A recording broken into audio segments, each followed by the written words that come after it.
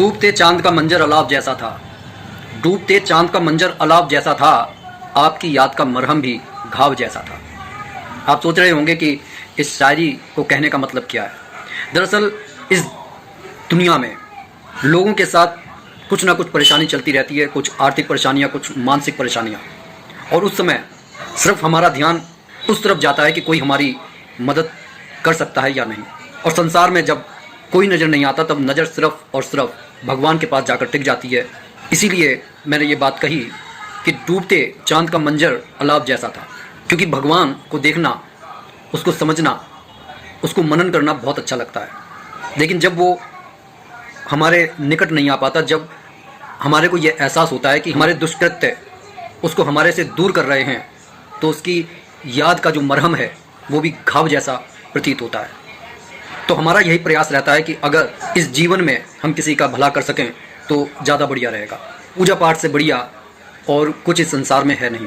पूजा पाठ आपके तमाम मानसिक असंतोष को ख़त्म कर देती है, आर्थिक परेशानियों को दूर कर देती है, क्योंकि प्रभु का आशीर्वाद मिलना तय हो जाता है। आज हम बात कर रहे हैं, दरअसल अगर कोई भी व्यक्ति अपने मानसिक या आर्थिक परेशानियों से दौर से गुजर रहा है तो शरदीय पूर्णिमा उसके इन दुखों को दूर कर सकती है। दरअसल शरदीय पूर्णिमा सनातन धर्म में एक महापर्व है जो भगवान विष्णु और धन की अधिष्ठात्री देवी माता लक्ष्मी को पूर्णतः समर्पित है।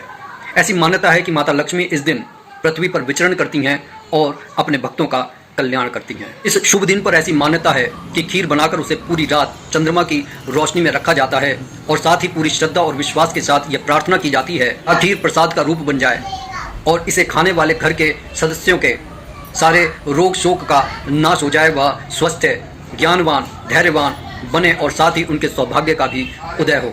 दरअसल चंद्रमा से निकलने वाली किरणों में कई बीमारियों की दवा होती है, वो हमारी तमाम इच्छाओं को पूर्ण करने में सक्षम है। ऐसी मान्यता है कि भगवान श्री कृष्ण जी ने इस दिन दूधिया धवल चांदनी में गोपियों के संग महारास रचाया था।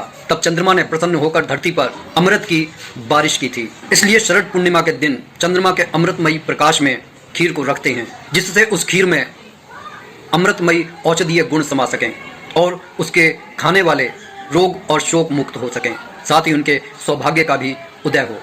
इस दिन चंद्रमा की पूजा अवश्य करनी चाहिए, जिसका शुभ समय रात्रि 11:42 से 12:32 तक रहेगा।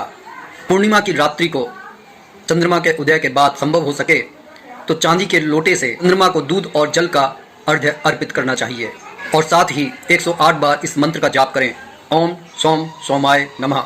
इस प्रार्थना के साथ ही यहीं पर मैं अपनी वाणी को विराम देता हूँ। आगे मिलेंगे फिर नई वीडियो के साथ। तब तक के लिए जय जय श्री सीताराम। भगवान आपका कल्याण करें।